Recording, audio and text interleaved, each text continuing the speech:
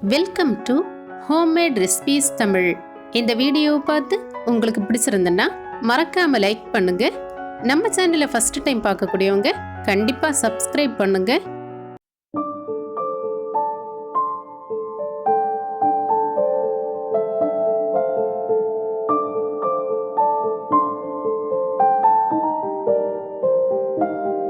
Mutton biryani சாப்பிட்டா எப்படி இருக்குமோ அதே டேஸ்ட்ல மணக்க ஒரு பீஃப் பிரியாணி ரெசிபி தான் இன்னைக்கு நம்ம பார்க்க போறோம். பிரியாணியே வைக்க தெரியாத பிகினர்ஸ் கூட இந்த வீடியோவை பார்த்தா அவ்வளோ ஈஸியா பிரியாணி ரெடி பண்ண முடியும். இப்போ இந்த டேஸ்டியான பீஃப் பிரியாணி ரெசிபி எப்படி செய்யறதுன்னு பார்க்கலாம் வாங்க.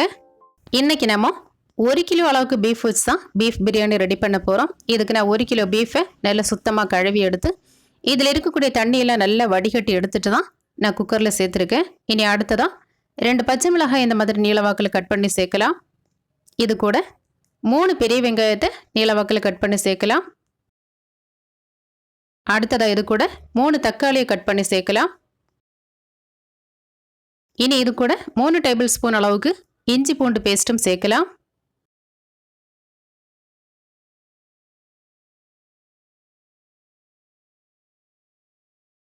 இப்போ வெங்காயம், பச்சை மிளகாய், தக்காளி, இஞ்சி பூண்டு பேஸ்ட் எல்லாம் சேர்த்தாச்சு. இனி அடுத்ததா இது கூட 1/2 கப் அளவுக்கு தயிர் சேர்க்கலாம்.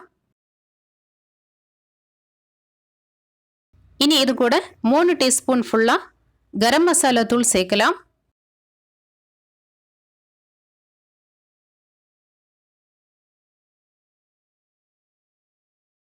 அடுத்ததா 2 டீஸ்பூன் மிளகாய் தூள் சேர்க்கலாம். இனி இந்த பீஃபுக்கு தேவையான அளவுக்கு உப்பு சேர்க்கலாம். நான் இப்போ 3/2 டீஸ்பூன் அளவுக்கு உப்பு சேர்த்துருக்கேன். இனி இது கூட 1 கைப்பிடி அளவுக்கு கட் பண்ணின புதினா கொத்தமல்லி சேர்க்கலாம். இந்த அளவுக்கு சேர்த்தா போதும். நான் கொத்தமல்லி இல்லாததுனால புதினா மட்டும்தான் சேர்த்துருக்கேன், ஒன்றும் பிரச்சனை கிடையாது. இனி இது கூட 1/4 கப் அளவுக்கு தேங்காய் எண்ணெயும் சேர்த்து இது எல்லாத்தையும் இந்த பீஃப் கூட சேர்த்து நல்லா கையால் இந்த மாதிரி மிக்ஸ் பண்ணி எடுக்கலாம். நம்ம கையால் மிக்ஸ் பண்ணி எடுத்தால் தான் இந்த வெங்காயம் எல்லாம் நல்லா மசிஞ்சிருக்கும். இனி அடுத்ததாக கடைசியாக நம்ம இது கூட 1/2 கப் அளவுக்கு தண்ணியும் சேர்த்து நல்லா மிக்ஸ் பண்ணி விட்டுட்டு இந்த குக்கரை மூடி போட்டு அப்படியே ஸ்டவ்வில் வச்சு கரெக்டாக 5 விசில் வரும் வரை வேக வச்சு எடுக்க போகிறோம். 5 விசில்லே இந்த பீஃப் வந்து 3/4 பாகம் குக் ஆகிடும். இந்த பீஃபை நம்ம 3/4 பாகம் வேக வச்சு எடுத்தால் போதும். இனி இந்த பீஃப் அப்படி இருந்து வேகட்டும். அதுக்கு முன்னாடி நம்ம இந்த பீஃப் பிரியாணிக்கு தேவையான அரிசி அளந்தெடுக்கலாம். நான் இன்னைக்கு 1 கிலோ பீஃபுக்கு இந்த கப்பில் 2.5 கப் அளவுக்கு ஜீரக சம்பா அரிசி தான் எடுத்திருக்கேன். 2.5 கப் அளவுக்கு ஜீரக சம்பா அரிசி எடுத்து ஒரு பவுலில் சேர்க்கலாம். நம்ம அரிசி அளந்து தான் எடுத்து வைக்க போகிறோமே தவிர இப்போ கழுவ போகிறதோ ஊற வைக்க போகிறதோ கிடையாது. இந்த அரிசி அப்படியே இருக்கட்டும். குக்கரில் 5 விசில் வந்ததுக்கப்புறமா நம்ம அடுத்த வேலையை பார்க்கலாம்.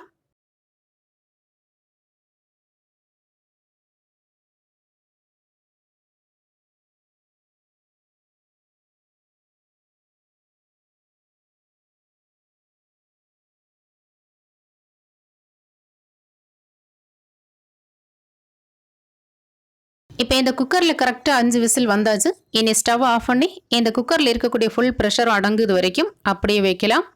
அதுக்கு முன்னாடி நம்ம இந்த பிரியாணிக்கு தேவையான ரைஸ் ரெடி பண்ண போகிறோம். இனி என்ன பண்ண போகிறோம்னா, நம்ம எடுத்து வச்சுருந்த இந்த ஜீரக சம்பா அரிசியை சுத்தமாக கழுவி எடுத்து தண்ணி ஊற்றி ஊற வைக்க போகிறோம். இந்த ஜீரக சம்பா அரிசியை நம்ம எவ்வளோ நேரம் ஊற வைக்க போகிறோம்னா, இந்த ரைஸுக்கு தேவையான வெங்காயம் எல்லாம் வதக்கி இந்த தண்ணியும் நல்ல கொதி வாரது வரைக்கும் இந்த அரிசி ஊறினா போதும். இந்த டைம் வந்து கரெக்டாக இருக்கும். இவ்வளோ நேரம் ஊற வச்சா போதும். இனி பிரியாணிக்கு தேவையான ரைஸ் ரெடி பண்ண போகிறோம். இதுக்கு ஒரு அலுமினிய பாத்திரம் எடுத்து வச்சுருக்கேன். இந்த பாத்திரம் சூடானதுக்கு அப்புறமா இதில் 4 டீஸ்பூன் அளவுக்கு நெய் சேர்க்கலாம். இது நம்மளோட ஹோம்மேட் கீ தான். பாலாடையிலிருந்து வெண்ணெய் எடுக்காமல் பாலாடை அப்படியே உருக்கி எடுத்த நெய் தான். எவ்வளோ கலர்ஃபுல்லாக இருக்குது பார்த்தீங்களா? மணமும் டேஸ்ட்டும் சூப்பராக இருக்கும். இந்த ஹோம்மேட் கீ பிளேலிஸ்ட் வந்து நம்ம சேனலில் இருக்குது, தெரியாதவங்க செக் பண்ணி பாருங்கள். இனி இது கூட 1/4 கப் அளவுக்கு தேங்காய் எண்ணெயும் சேர்த்து இந்த எண்ணெயும் நெய்யும் சூடாகி வந்ததுக்கு அப்புறமா ஒரு பே லீஃப் சேர்த்து 2 சின்ன துண்டு கருவேப்பட்டையும் சேர்த்து 4-5 ஏலக்காய், 4-5 கிராம்பும் சேர்க்கலாம். அடுத்ததாக இது கூட 1/2 டீஸ்பூன் அளவுக்கு ஷாஹி ஜீராவும் சேர்த்து இந்த ஷாஹி ஜீரா சேர்க்கும் போது பிரியாணிக்கு நல்ல ஒரு மனம் கிடைக்கும். இருந்தால் சேர்த்தா போதும், இல்லைனா ஸ்கிப் பண்ணலாம். அடுத்ததாக இது கூட ஒரு பெரிய வெங்காயத்தை நீளவாக்கில் கட் பண்ணி ஒரு பச்சை மிளகாயும் கட் பண்ணி சேர்த்து எல்லாத்தையும் நல்லா வதக்கி விடலாம். நம்ம வெங்காயம் எடுக்கும்போது ரொம்ப பெரிய சைஸ் வெங்காயமாக இருந்தால் 1 எடுத்தால் போதும். சின்ன சைஸ்னால் 2 வெங்காயம் சேர்க்கணும். இனி இந்த வெங்காயம் பாதி அளவுக்கு வதங்கும் வரை நல்லா வதக்கி விட்டதுக்கு அப்புறமா அடுத்ததாக இது கூட 1 டீஸ்பூன் ஃபுல்லாகவே இந்த மாதிரி இஞ்சி பூண்டு பேஸ்ட் சேர்க்கணும். இனி இந்த இஞ்சி பூண்டு பேஸ்ட்டோட பச்சை வாசனை போய் இந்த வெங்காயம் லைட்டாக ஒரு கோல்டன் ப்ரௌன் கலர் வரும் வரை நல்லா வதக்கி விடலாம். வெங்காயம் நல்ல கலர் சேஞ்ச் ஆகக்கூடாது. நம்ம இதை கீ ரைஸ் மாதிரி ரெடி பண்ண போகிறோம். வெங்காயம் கலர் மாறிச்சுன்னா இந்த ரைஸோட கலர் மாறிடும். அதனால் இந்த அளவுக்கு வதங்கினா போதும். இனி இது கூட நம்ம தண்ணி சேர்க்கலாம். 1 பங்கு அரிசிக்கு 1.5 பங்கு தண்ணி சேர்த்தா போதும். பொதுவாக நம்ம கீ ரைஸ் ரெடி பண்ணும்போது 1 பங்கு அரிசிக்கு 2 பங்கு தண்ணி சேர்ப்போம். இது பிரியாணிக்கு ஆனதுனால 1 பங்கு அரிசிக்கு 1.5 பங்கு தண்ணி சேர்த்து நம்ம இந்த ரைஸை 3/4 பாகம் தான் வேக வச்சு எடுக்க போகிறோம். இப்போ 2.5 கப் அரிசிக்கு நான் 3/4 கப் தண்ணி சேர்த்துருக்கேன். இனி இது கூட இந்த ரைஸுக்கு தேவையான அளவுக்கு உப்பு சேர்த்து கலந்து விட்டுட்டு மூடி போட்டு இந்த தண்ணியை நல்லா கொதிக்க விடலாம். நம்ம இந்த ரைஸுக்கு தாளிக்கும் போது வெங்காயம், இஞ்சி பூண்டு பேஸ்ட், பச்சை மிளகாய், கரம் மசாலா மட்டும்தான் சேர்த்துருக்கோம். தக்காளி சேர்க்கவே இல்லை. தக்காளி சேர்க்க வேண்டிய தேவை கிடையாது. நம்ம கிரேவி ரெடி பண்ணும்போது அதில் தக்காளி சேர்த்தா போதும்.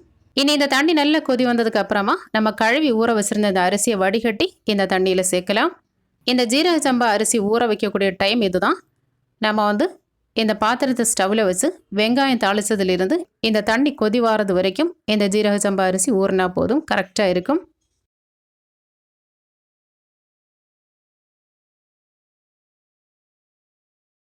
இப்போ இந்த அரிசியை ஃபுல்லாகவே சேர்த்தாச்சு.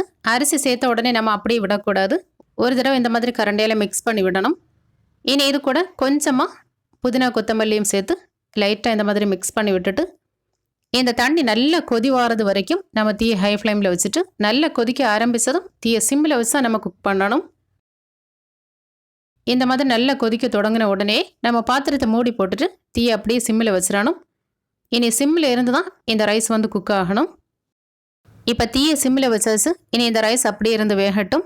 அதுக்கு முன்னாடி நம்ம ஏற்கனவே ரெடி பண்ணி வச்சுருந்த இந்த கிரேவி ரெடி ஆயாச்சு. இந்த பீஃப் எந்த அளவுக்கு வெந்திருக்குன்னு பார்ப்போம். நம்ம இந்த பீஃபில் கிரேவி ரெடி பண்ணும்போது வேறு எந்த மசாலா பொருட்களும் சேர்க்கவே இல்லை. இதில் மசாலா பொருட்கள் நம்ம சேர்த்தது கரம் மசாலாவும் மிளகாய் தூளும் மட்டும்தான். இருந்தும் கூட இந்த கிரேவி எவ்வளோ கலர்ஃபுல்லாக இருக்குது பார்த்தீங்களா? மனமும் டேஸ்ட்டும் கூட அவ்வளோ சூப்பராக இருக்கும். இந்த பீஃப் இப்போ 3/4 பாகம் கரெக்டாக குக் ஆகிருக்கு. பிரியாணிக்கு தேவையான கிரேவி ரெடி ஆயாச்சு. இது ஒரு பக்கம் இருக்கட்டும். அடுத்ததாக நம்ம ரைஸ் குக் ஆயாச்சுன்னு பார்ப்போம். இப்போ இந்த ரைஸும் கரெக்டாக குக் ஆயாச்சு. நம்ம இந்த தண்ணி ஒரு தடவை கொதிக்க ஆரம்பித்ததும் தீயை சிம்மில் வச்சு அப்படியே வேக வச்சுருந்தோம். கரெக்டாக இந்த ரைஸும் 3/4 பாகம் வெந்தாச்சு. இனி இந்த பிரியாணி நம்ம தம் போடும்போது இந்த ரைஸும் சரி இந்த பீஃபும் சரி இன்னும் 1/4 பாகம் கூட குக் ஆகி கரெக்டான அளவில் வெந்து கிடைக்கும். இனி அடுத்ததாக நம்ம இந்த பிரியாணியை தம் போட போகிறோம். எப்போவுமே பிரியாணி தம் போடும்போது கொஞ்சம் பெரிய சைஸ் பாத்திரமாக எடுக்கணும். அப்போ தான் நம்ம இந்த கிரேவியும் ரைஸுமாக அடுக்கி வச்சு தம் போடும்போது இந்த பிரியாணி வெந்து கிடைக்கிறதுக்கு கரெக்டான அளவில் இருக்கும். நான் இப்போ இந்த மாதிரி ஒரு பாத்திரம் எடுத்து இதில் பாதி அளவுக்கு பீஃபும் கிரேவியும் சேர்த்துருக்கேன். இது ஒரு லேயர் சேர்த்ததுக்கு அப்புறமா இனி அடுத்ததாக பாதி அளவுக்கு ரைஸ் சேர்க்கலாம். மொத்தத்தில் 2 லேயராக தான் இந்த பிரியாணி நம்ம அடுக்கி வச்சு தம் போட போகிறோம்.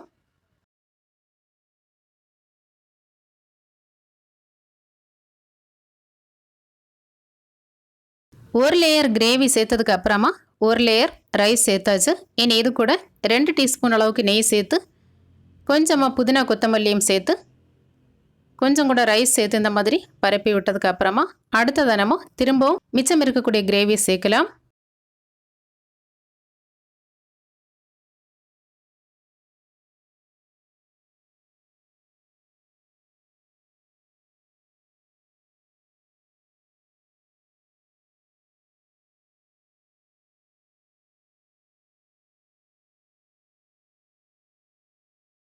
இதே போல் கிரேவி அது மேலே ரைஸ், அடுத்ததாக கிரேவி அது மேலே ரைஸ் இந்த மாதிரி அடுக்கி வச்சு ரைஸை நல்லா பரப்பி விட்டதுக்கப்புறமா கடைசியாக 2-3 டீஸ்பூன் போல் நெய்யும் சேர்த்து இனி இந்த பிரியாணிக்கு நல்ல ஒரு மனம் கிடைக்கணும்னா கொஞ்சமாக ரோஸ் வாட்டர் சேர்க்கணும். இது இருந்தால் சேர்த்தா போதும், ஆப்ஷனல் தான். நம்ம சேர்க்கும்போது நல்ல ஒரு மனம் கிடைக்கும். கொஞ்சமாக பாலில் குங்குமப்பூ அப்படி இல்லைன்னா எல்லோ ஃபுட் கலர் சேர்க்கலாம். இதை சேர்க்காமல் இருந்தாலும் நல்லா தான் இருக்கும். கடைசியாக கொத்தமல்லி புதினாவும் சேர்த்து கொஞ்சமாக முந்திரி பருப்பும் சேர்த்து இந்த பாத்திரத்தை மூடி போட்டு மூடியில் இருக்கக்கூடிய ஹோலை ஒரு டிஷ்யூ பேப்பர் எடுத்து நம்ம க்ளோஸ் பண்ணி வைக்கலாம். அப்போ தான் இதில் இருக்கக்கூடிய ஆவி வெளியே போகாமல் இருக்கும். அவ்வளோதான்.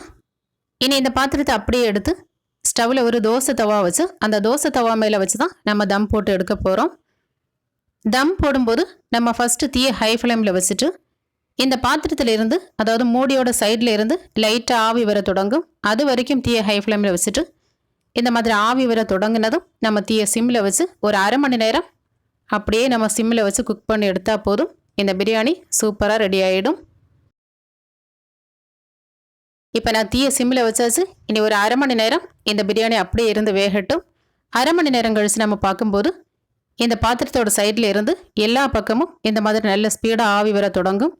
இப்படி ஆவி வரும்போது பிரியாணியும் நல்ல மணக்க தொடங்கும். வீடு ஃபுல்லாக நல்ல மணமாக இருக்கும்.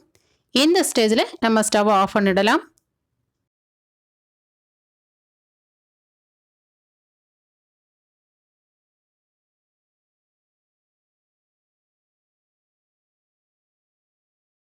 இனி கடைசியாக இந்த பைனாப்பிள் எசன்ஸில் ஒரு 4-5 ட்ராப்ஸ் போல் நம்ம சேர்த்துட்டோன்னா இந்த பிரியாணி இன்னும் நல்ல மணமாக இருக்கும். இப்படி பைனாப்பிள் எசன்ஸ் சேர்க்க விருப்பம் இல்லைன்னா துருவின பைனாப்பிள் ஒரு 1/4 கப் போல் எடுத்து இந்த பிரியாணி மேலே சேர்த்துட்டு அப்படியே இந்த பாத்திரத்தை மூடி வச்சுட்டா கூட நல்ல ஒரு மணம் கிடைக்கும். நல்ல டேஸ்ட்டாகவும் இருக்கும். நம்ம ஸ்டவ் ஆஃப் பண்ணின பிறகும் அப்படியே கொஞ்ச நேரம் வச்சுட்டு அதுக்கப்புறமா இந்த பிரியாணி எடுத்து பரிமாறினா டேஸ்ட் இன்னும் சூப்பராக இருக்கும். நல்ல மணக்க மணக்க ஒரு பீஃப் பிரியாணி சூப்பராக ரெடி பண்ணியாச்சு.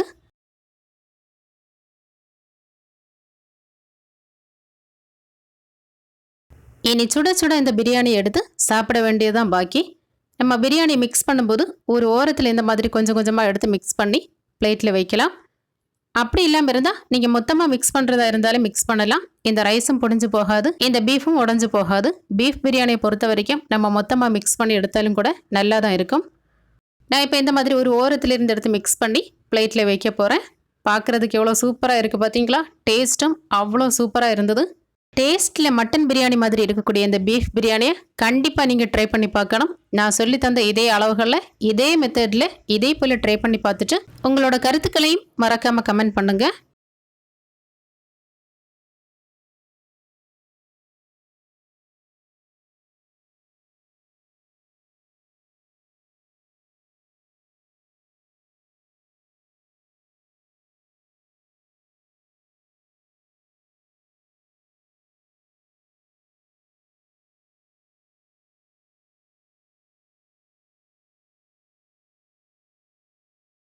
நல்ல சுட சுட பீஃப் பிரியாணி சூப்பராக ரெடி பண்ணியாச்சு. பிளேட்லேயும் இப்போ எடுத்து வச்சாச்சு.